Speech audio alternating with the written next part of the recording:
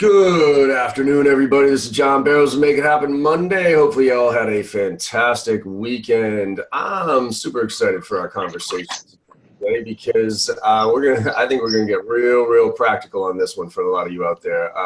So I would like to introduce everybody over to Chrissy Beck. Chrissy, say hi to everybody and tell them a little bit. Hey, everybody. This is Chrissy Beck. I'm from Rhode Island, and a little bit about my background. Worked as a hazmat chemist all around Boston after college.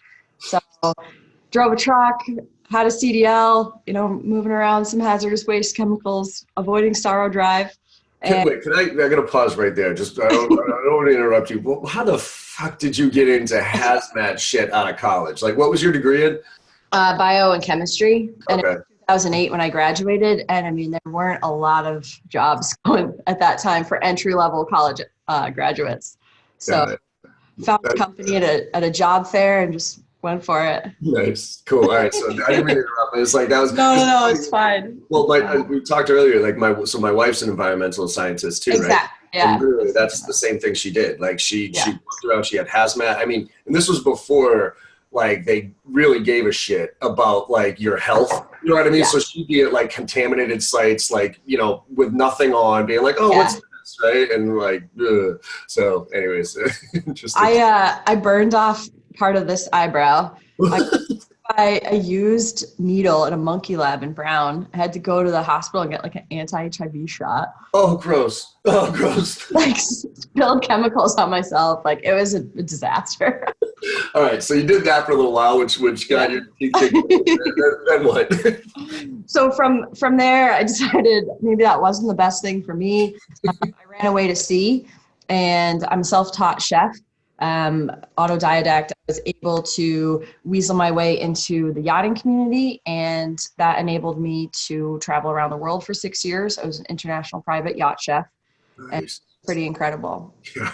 Incredible experience. And now I work in software sales, and I'm here to share my journey, my really rapid journey from a LDR to an ISR in 10 months, which is pretty unheard of at my company. I think I'm the only one to have done it. Yeah. And I want to share this process, and hopefully people can get some value out of it, like I've gotten from this podcast, and be able to apply it to their own situation. Awesome. I appreciate that. So let's talk about how that switch from being a yacht chef, right? To now going into software sales. Like what was that? What was that?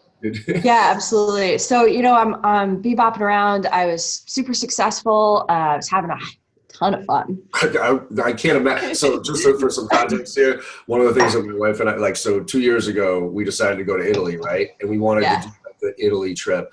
And because I fly all over the place and have a lot of miles, we covered the majority of the trip with miles and points. Yeah. So we went Rome, and then the Amalfi Coast, and then Sicily, right? Gorgeous. And the Amalfi Coast, we said, you know what, fuck it, we're going to do this right. So we got a yacht. We got like a 50-foot private yacht with a chef, a deck, and it was me, my wife, my daughter, and our friends, and it was one of the most incredible experiences. And I just kept looking at them being like, this is what you do? I'm like, this is your life? You cruise up and down the Amalfi Coast and just hang out with cool people? I'm like, holy shit. So my question for you is, why the fuck did you go from that to software sales? Yeah. I get asked that a lot. And to be honest, it was just time for me. Like I got to the point, and for the first time ever, I was getting homesick. My family, and I started looking around at some of the other women that were in their late 30s, early 40s. I mean, they had a ton of money, they had disposable income, they didn't have any expenses, and they're dating like gorgeous 23-year-old deckhands. But it was kind of lonely and sad. Yeah, I can see that. I didn't want that. Yeah, I can see that being a stage of life, not a life, right? Yeah, and that was always my take on it. It was very hard to leave, because, I didn't pay for rent, I didn't pay for toothpaste, I didn't pay for anything. Yeah. So the money that you're generating, which is quite good, is all disposable. You can save it, you can spend it. I've done both. Cool. So you kind of came back. Like you always say, you kind of fall into sales. dad worked in sales, and it just seemed like a really good transition for me. I had made a ton of relationships. I got to have breakfast with billionaires and millionaires. I had practiced my communication, and I generally really like people. And it seemed like a really good spot to land for me. Nice. So how'd you pick the company? So would you start as an LD? Is this a Kronos?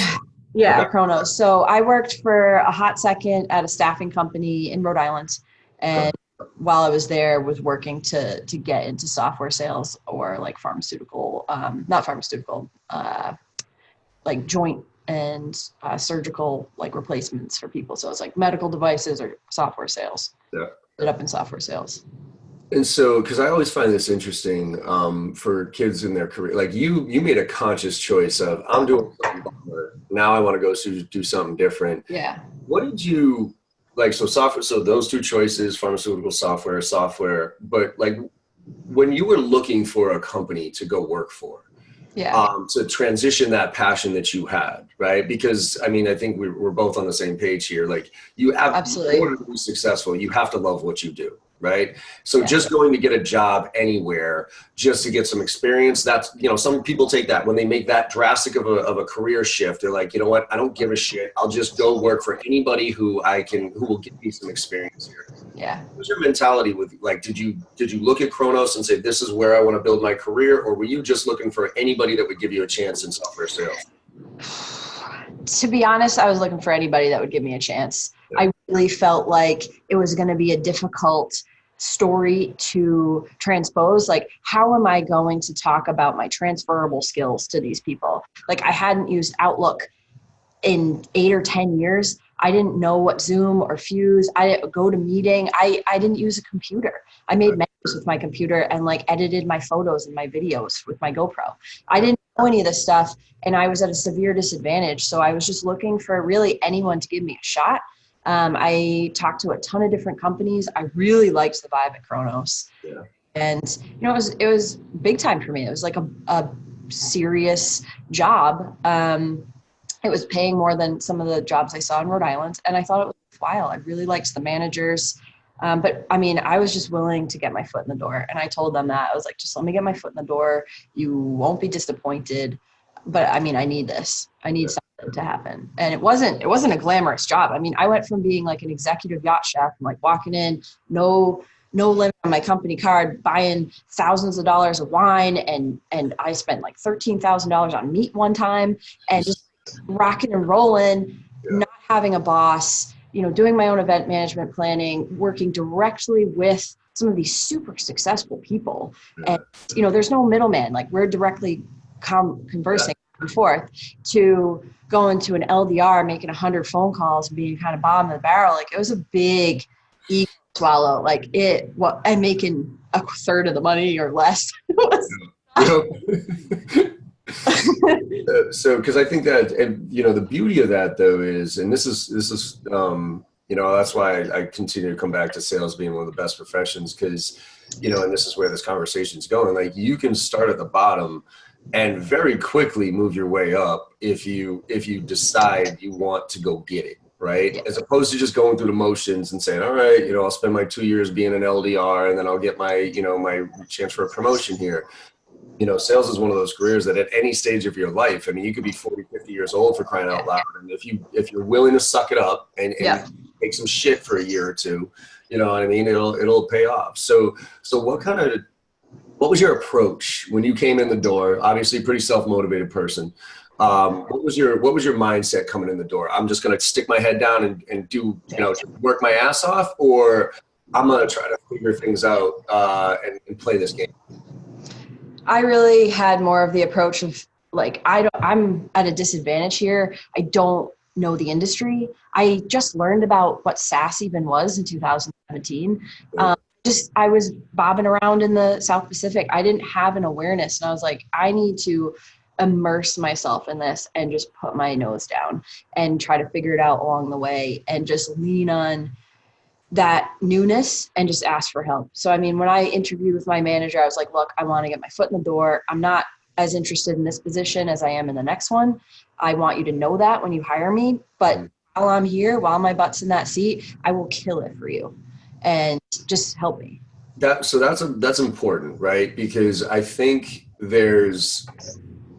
what bothers me is, as a former hiring manager, right, is the rep who basically looks at, oh, this is my stepping stone, right? Now, it doesn't bother, I understand it's the stepping stone, but my whole mentality is, look, you got to earn the right to get to that next level. So, like, yes, I appreciate that's where you want to go, but you have to execute at this level better than anybody in order to be able to get there, right?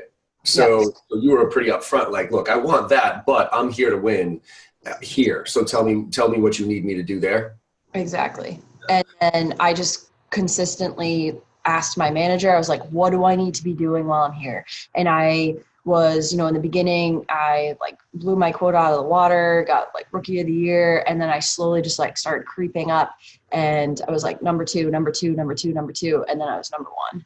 Nice. And stayed there. And I used that momentum. And every meeting I had with my manager, I was like, I want more responsibility. I want more of this. Like, what else can I do?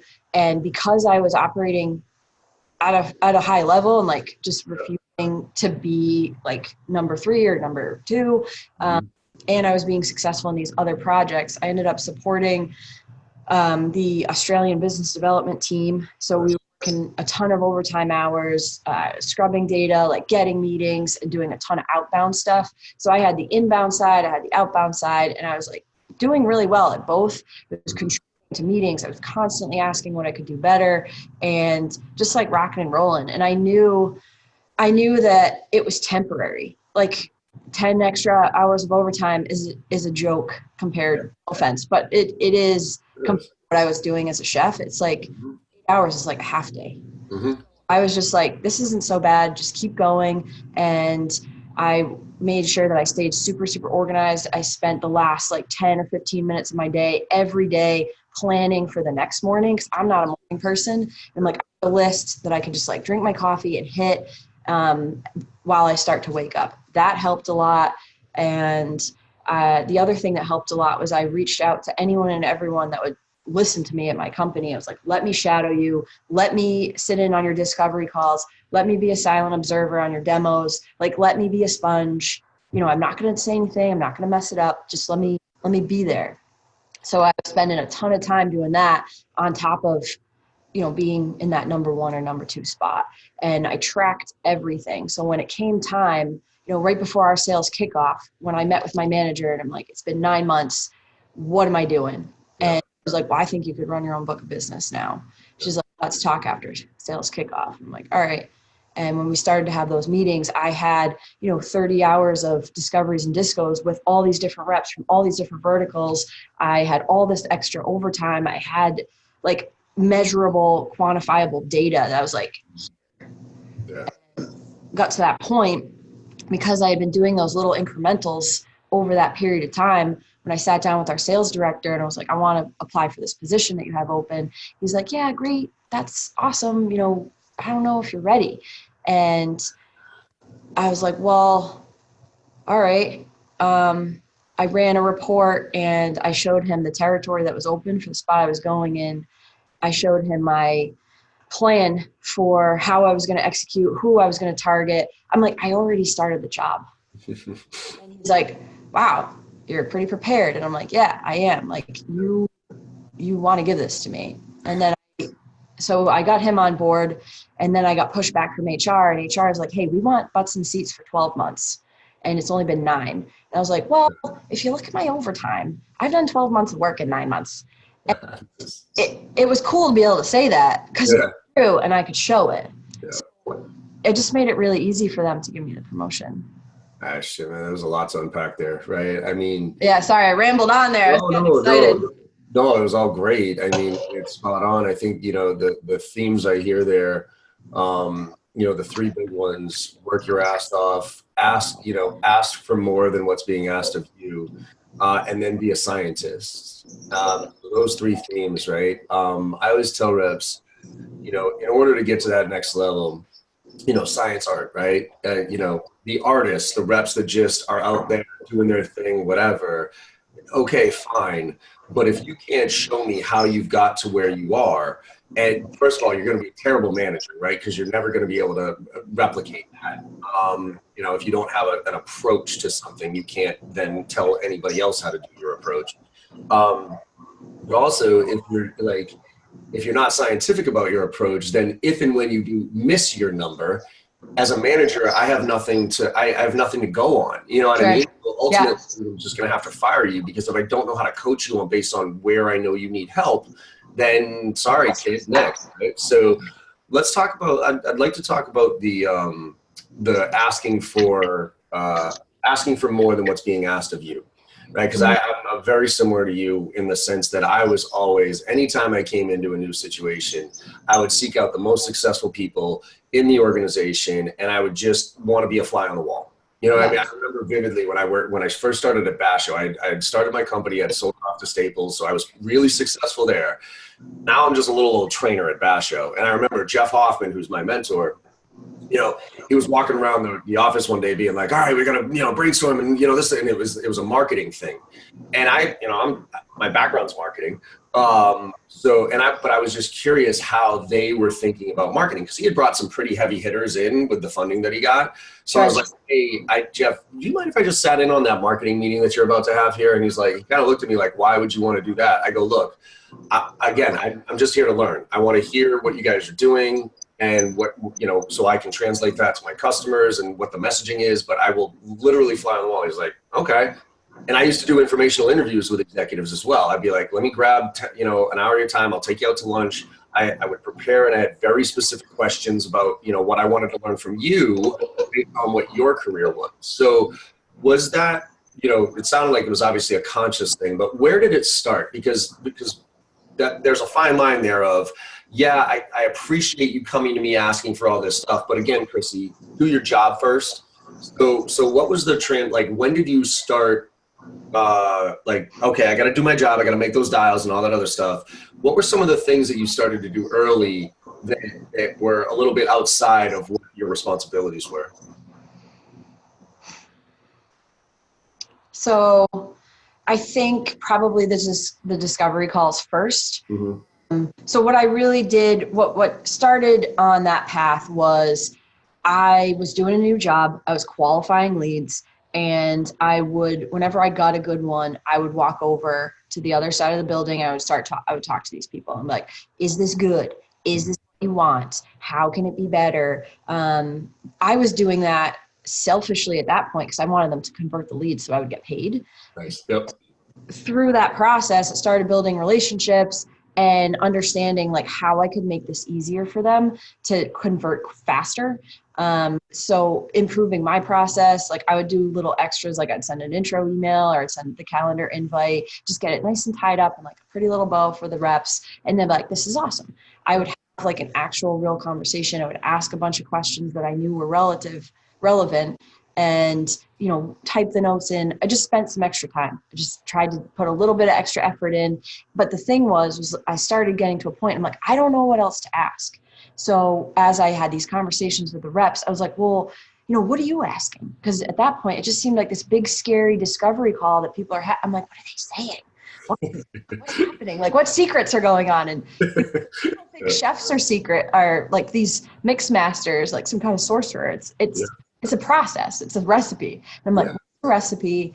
So they were really receptive to it. So I started doing that, and that built. And I'm like, well, discovery calls are just like, I'm already doing this. What's next? I'm like, let me see a demo, because that was the next scary thing. Mm-hmm. And, you know, I started really exploring different elements of the company. I'm like, do I want to do the sales? Like, this pre-sales thing seems pretty good. These people sit at home and like do demos all day. That seems cool. So I reached out to a woman that I was friendly with, Katrina. She's amazing. She does pre-sales enablement. And I was like, Katrina, what do you think? Like, who else should I talk to? She gave me a list. Reached out to those people and just started having some like great conversations similar to like the executive ones you were having. And that like snowballed. Yeah.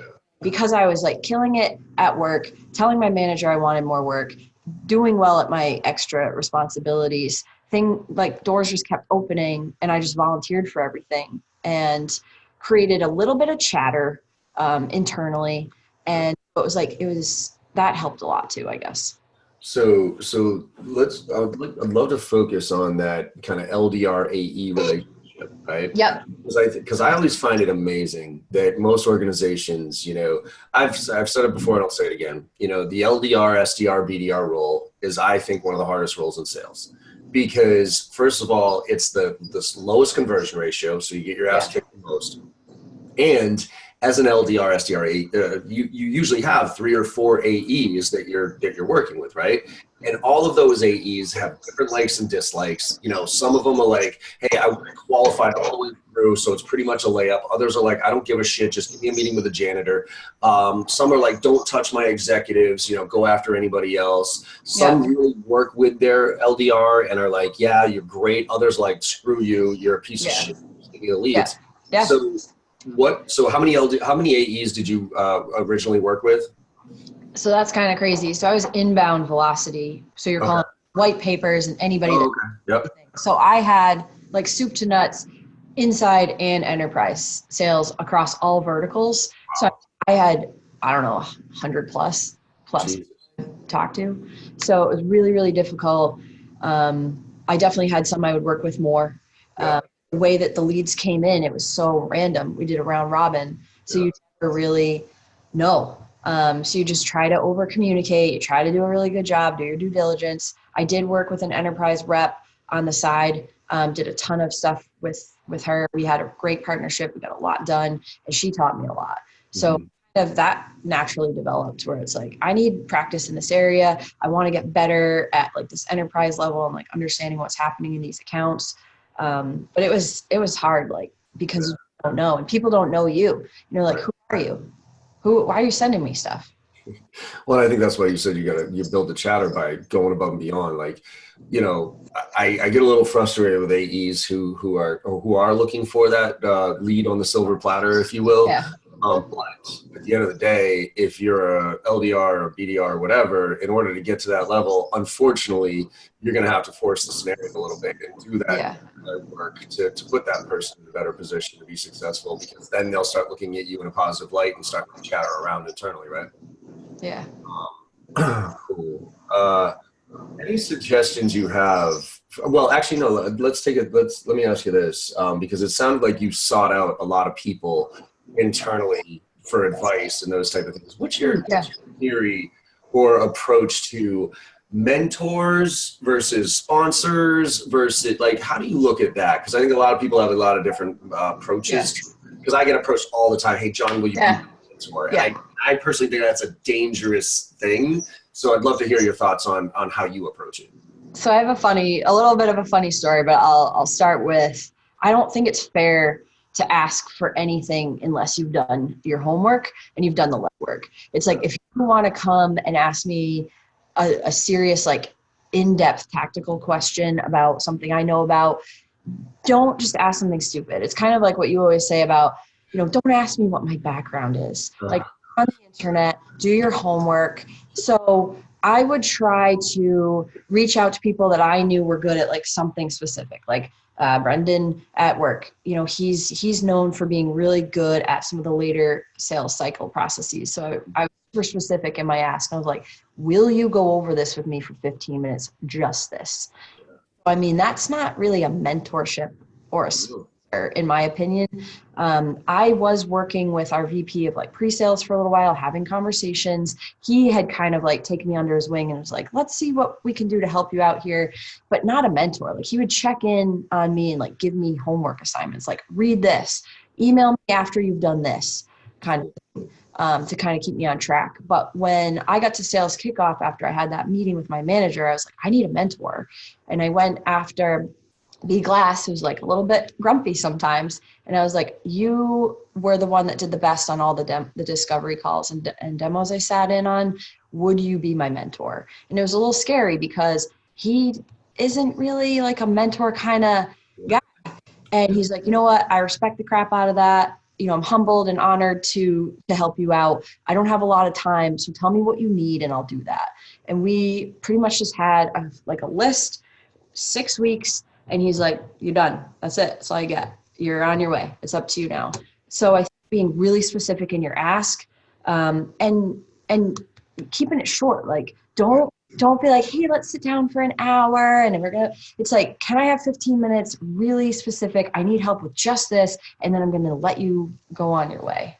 And I think that's important for everybody to hear, because I travel all over the world. I do my thing, right? And look, I want to help everybody I can, but Sure. I get 5 to 10 requests literally a week for kids saying, hey, John, will you be my mentor? And I'm like, first of all, that's a dangerous thing, because I might not be the best person to guide you through your career. You might like what I say on social and you like my persona, but you might peel the layer back here and you find out that I'm a raging asshole. You know what I mean? And I might be giving you some advice. Like, I'll give you an example, and this kind of transitions to something else I wanted to talk to you about, and it relates to sponsorships and stuff like that. But like the Grant Cardones of the world, you know what I mean? Like, some people look at Grant Cardone, and I fucking hate him, but some people look at him and like, oh man, look at him, he's so successful, be my mentor. I will tell you right now, if you said to me, if you were interviewing me, right, for a job, or if I was interviewing you for a job and you told me that Grant Cardone was your hero and your mentor,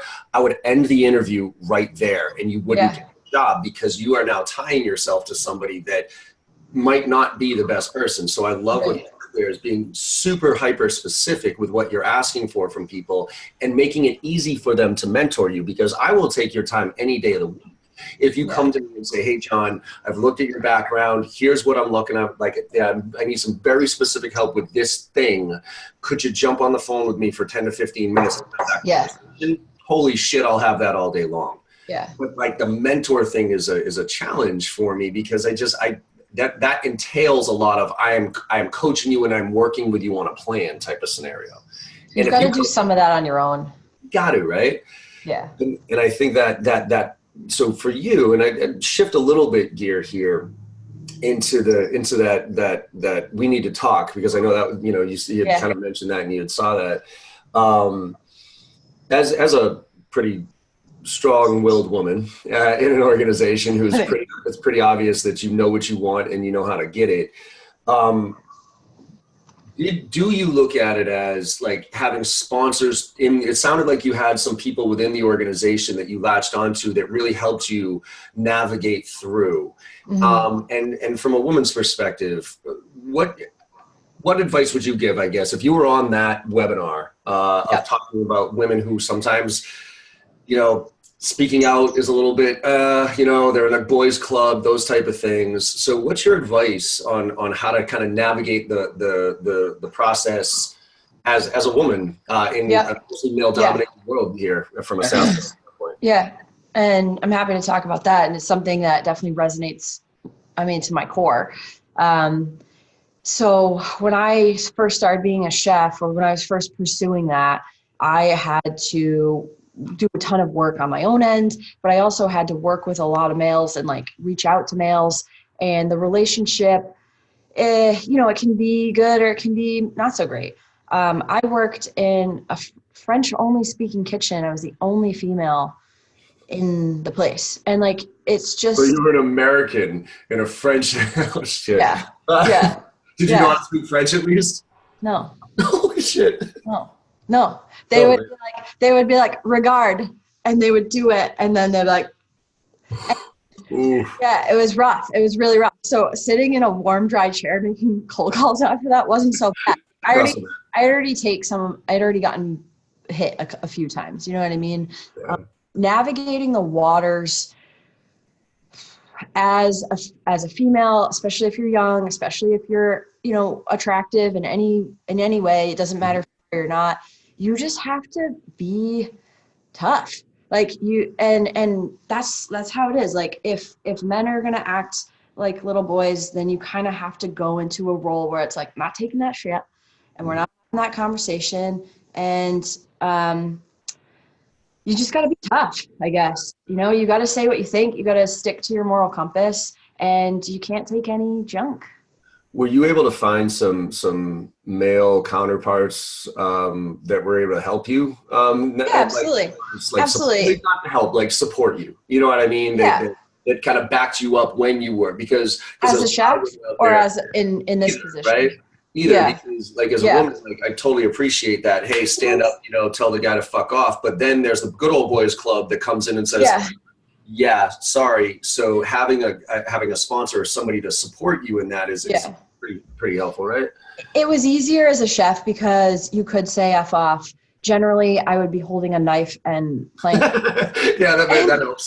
Nobody really, you know, you give somebody the eyeball, or you like your eyebrow, and you're like, you want to talk about that? Like as I'm holding like a frying pan and a knife. That was a very good point. So, but in a corporate standpoint, you know, I've had a couple of instances, and you know, not naming any places or any names, where you kind of have to do the same thing. You kind of have to raise your eyebrow, take a step back, and be like, conversation you want to have? Yeah. This is where you want to go? And unfortunately, I found that being really aggressive, it nips it in the bud like that. You can't be like, oh, that was, yeah, it's flattering. Like it's like, really? Is this really where we're going with this? And like any bully ever, I mean, I have never had a problem if I have taken that approach. Yeah, it's funny. It's like, you know, I really don't want to get into politics, but what Nancy Pelosi is doing right now is fucking brilliant. I mean, I'm not following. Yeah, sorry. What's she doing? She's now that she's in power, right? Now that she took over the House, if you will.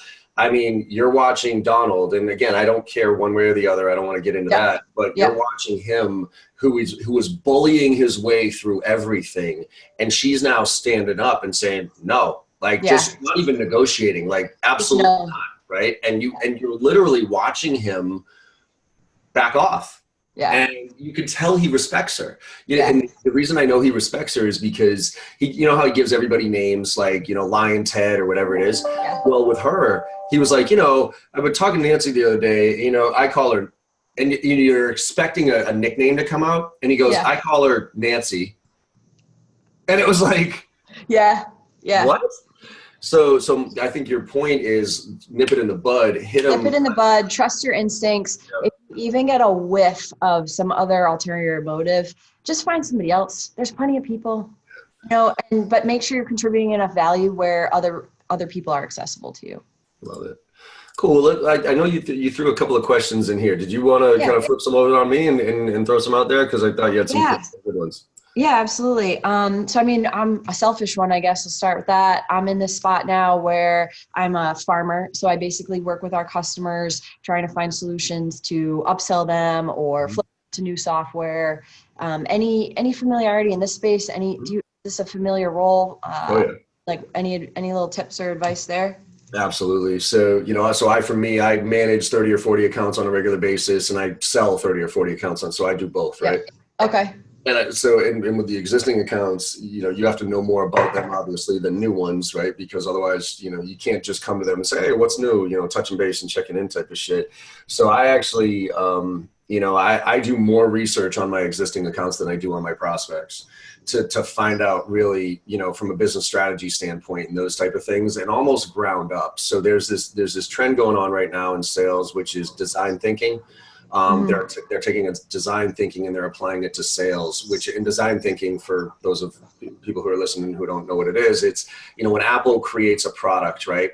They don't create a product in a vacuum and then bring it to market and say, here, we're smarter than you, go use it. Yeah. They watch how you work, right? So they watch how you work, and they learn, and then that's why the iPad is so intuitive, right? Like my 6-month-old daughter, when she was 6 months, I got her an iPad, and she immediately picks the thing up and knew exactly what to do, right? Yeah. So same thing in sales. So let's go back to my experience at Xerox. I came into a territory that was burned to the ground. They had 5 reps in 3 years. It was the government.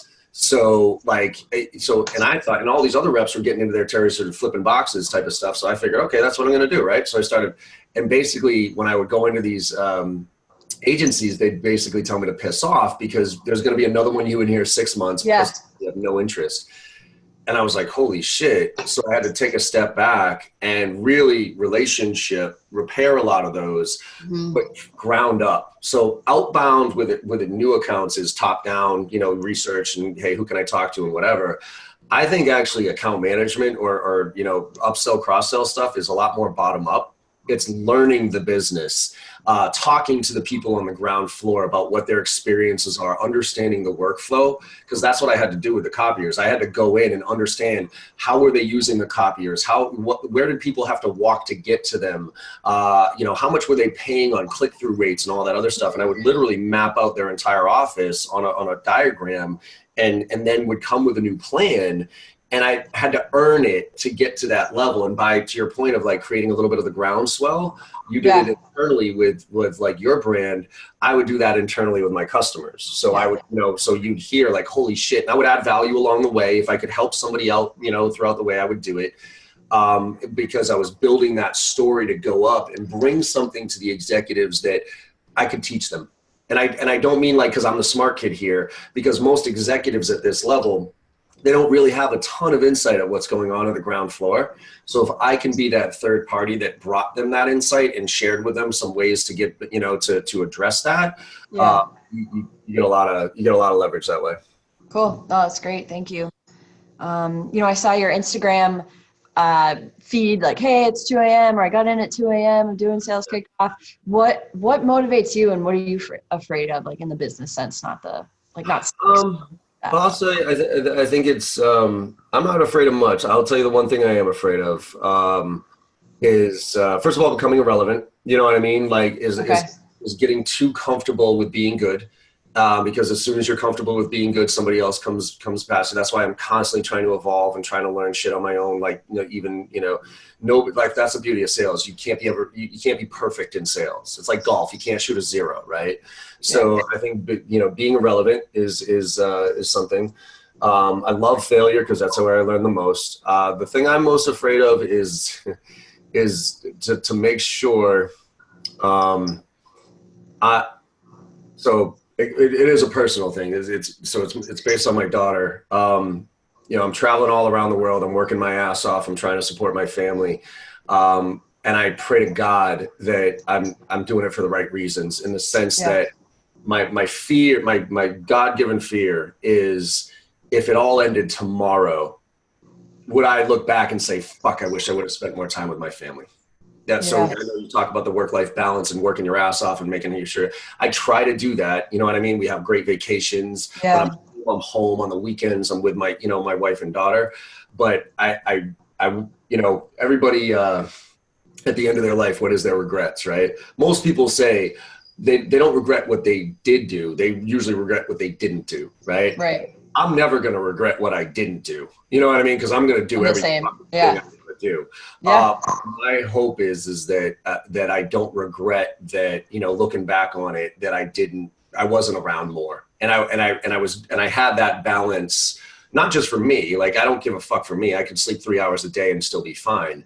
But that balance for my daughter to make sure that, because my happiness, when she was born, there's a big shift right there in priorities. And now my happiness is dictated based on hers. Yeah. And so as long as she's happy, I'll feel like I've been successful in my life. And my biggest fear is her not growing up and being happy. And I don't mean success is determined. Right. She could be an artist, she could be broke, but as long as she's happy, I'll feel like fulfilled and happy about that. So that's beautiful. That's my fear. Do you think you could step back? Like, do you think if, Morgan gets up to speed, you get 3 more Morgans, would you ever be happy being able to step back? I don't think so. Yeah, I know. I don't think I'm wired. You just got to find a way to incorporate her. So I think I kind of follow a little bit of the Gary V. What I'm trying to do is as I get more and more, as I grow more and more in my career, I'm trying to put more structure in place to force so for instance, I think he takes 7 weeks of vacation a year. So he doesn't, because I asked him, I went to his 4D session, and that was my question. Gary, how do you deal with the guilt of being away from your kid, right? And he's like, fuck that. He goes, When I'm with my kids, I'm with my kids. When I'm not, I'm not. And they understand that. I'm like, that's easier said than done, man. You know what I mean? When your daughter's crying, when you're leaving, you know what I mean? When you're taking off on the plane. But I think he does it by 7 weeks a year. That's his thing. And he tells everybody to fuck off and like, leave me alone. And that's his downtime. So what I've tried to do is say, look, for instance, I'll only train on Tuesdays, Wednesdays, and Thursdays. So I'll travel on Mondays and Fridays, but I refuse to leave on a weekend.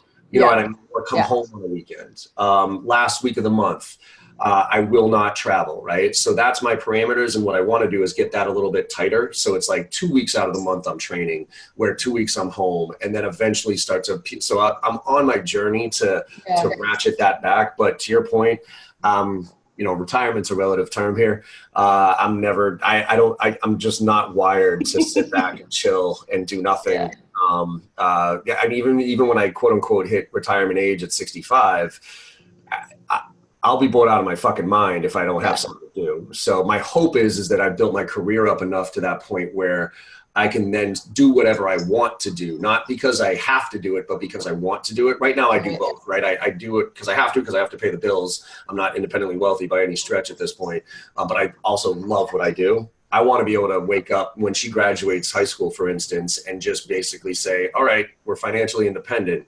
Now let's go work on whatever we want to work on type of scenario. Yeah. You get into any of that financial independence, that FIRE community? You watching any of that stuff? Are you into that? You know, I do. Not really. You know, I try to do my thing, you know, and kind of diversify and all that other stuff and put my money in the right places. I probably could be doing a lot better with it. I also like to spend a lot of money. So, but you know, it's there's a balance there of like, you know, that is one big thing I don't want to regret. I don't want to save for retirement. I think that's sad, right? It's like people work their whole life so that they can quote unquote retire and then live their life. You want to live your life at 60? Like, you shit me? Like, these are the prime years of my life. I ain't going to look this good for that. But you know what I mean? I'm not saying I look I'm not. But I get what you're saying. Like, why live for that? Why just like live for tomorrow? Like, you're be present where you are now. Enjoy now. So many people are like, oh, I'll be happy when I lose 10 pounds. I'll be happy when I get married. I'll be happy when I'm financially independent. It's like, you can be happy right now. You can choose to be. It's a choice. It is really a choice. One big thing that did help me though was I had some, you know, I spent an obscene amount of money when I was in yacht, but I did save some. You know, I had a heck of a time, but I did save some, and I had a nice chunk so that when I did want to take time off and figure it out, I could live off my savings. I could hire a career coach. I bought a car in cash. And I could just kind of sit and figure it out and make a really good choice for me, because I mean, it wasn't FU money, but it was something. Like, it gave me a choice. And that's one big thing I would say to anybody young now, like, just have 5 or 6 grand in the bank. Just skip all of those brunches, skip the champagne, whatever. Just like put it away, like have a little cushion, because you will have so many more choices. Yeah, you got to put yourself in a position where, again, you can choose, right? Because if you're in a situation where you don't have any savings, and if you've been just kind of just doing that thing, and then all of a sudden the shit hits the fan, now you have to react and you have to go get whatever's available. And a lot of times that isn't what you want to do, right? Or what's best for you. Or what's best for you. So cool. Yeah, cool. awesome. We got one more. What do you got? One more question, or did? I bail here in a couple minutes, but anything else? Yeah, no, I think that's it. Yeah, this is fantastic. Thank you so much. Yeah, no, thanks for coming on. This was a fun conversation. And, it was a lot of fun. Yeah, and I think you know, hopefully people get a lot out of this one and realize that, you know, it's funny. People ask me, you know, John, what's the secret to success, right? It's a very simple answer. It's just working your ass off. Right? It really is. One of my buddies said it the other day, and he's like, man, getting up and going to work every day is the only hustle I know that works. It's the only game that works. You just got to do it, and you got to keep no shortcut. Like so go back to my daughter one more time. Like we get a scratch ticket, right? One of those like $30 scratch tickets, like the ones that nobody ever loses on, right? And we do it once a month. And I let her scratch it, because I've been doing this for years, but I let her scratch it every time. And we never win, right? And I tell her, and she now knows it. I go, Charlotte, what does that tell us? She's like, we have to earn everything that we got, right, Daddy? I'm like, that's exactly it. There ain't no free. Like, we ain't lucky. Like, make your own luck by working. Absolutely. Right. I've never been good at gambling, even though I have a little gambling problem. But I've never been good at it because I'm just not lucky. You know what I mean? Like lucky in the fundamental stuff. I am very fortunate to be born to parents that love me, to be born here in America, in the Northeast. You know what I mean? Like, I am very fortunate, and I do not discount that in any way, shape, or form. But I get very annoyed when people call me lucky. Because I just fundamentally don't believe in that. Yeah, so. It's the same thing, you know, being in Tahiti or being in the French Alps, and people are like, oh, I'm so jealous. It's like, I had to scrub toilets to get here, to get my foot in the door. Like, I have a college education. I scrubbed toilets, changed dirty bed linens for 6 months. Yeah. Nobody wants to talk about that when you're in your bathing suit in Tahiti. No. They don't see that. I mean, I think that's the problem with social these days is everybody sees the cool shit. They see the yacht, they see the car, but they don't see what it fucking took to get there. So, you know, hopefully everybody out there realizes that, you know, this world ain't going to give you shit unless you don't get it, right? Yeah, absolutely. Awesome, Chrissy. Well, let's definitely keep in touch.